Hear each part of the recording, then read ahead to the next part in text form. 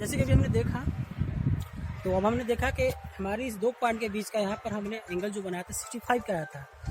अब इसी प्रोसेस को अगर हम रिपीट करते हैं तो हमें पता चलता है कि हॉरिजॉन्टल एंगल रिपीटेशन मेथड से कैसे निकालते हैं। तो अब हमें कुछ नहीं करना है, सेम प्रोसेस है।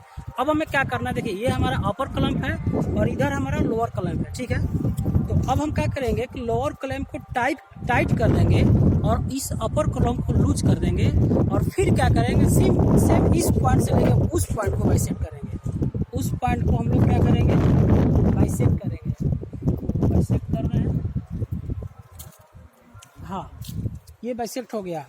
तो अब जब हमने इस पॉइंट से इस पॉइंट को बाइसेक्ट किया और हमने क्या किया, यहाँ अपर क्लैंप को टाइट कर दिया, तो हमें यहाँ भी एक रीडिंग मिली होगी, ठीक। तो अब हम यहाँ पे रीडिंग देखते हैं। तो ये जो रीडिंग है,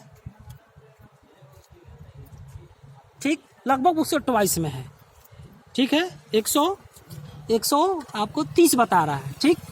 तो अब 130 बताया। अब क्या करेंगे, फिर इसी तरफ क्या करेंगे हम, अब क्या करेंगे कि लोअर को लूज करेंगे और फिर इस पॉइंट से हम फिर क्या करेंगे, हम इस पॉइंट को बाइसेक्ट करेंगे।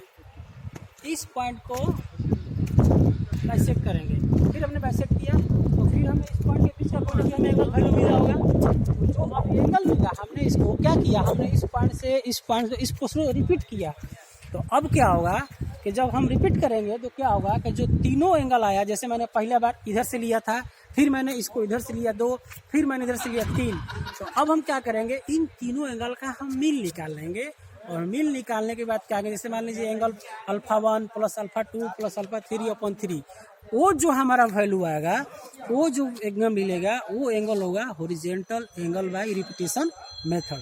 तो यही तरीका है थियोडालाइट से हॉरिजॉन्टल एंगल रिपीटेशन मेथड से कैसे निकालते हैं। पाउस।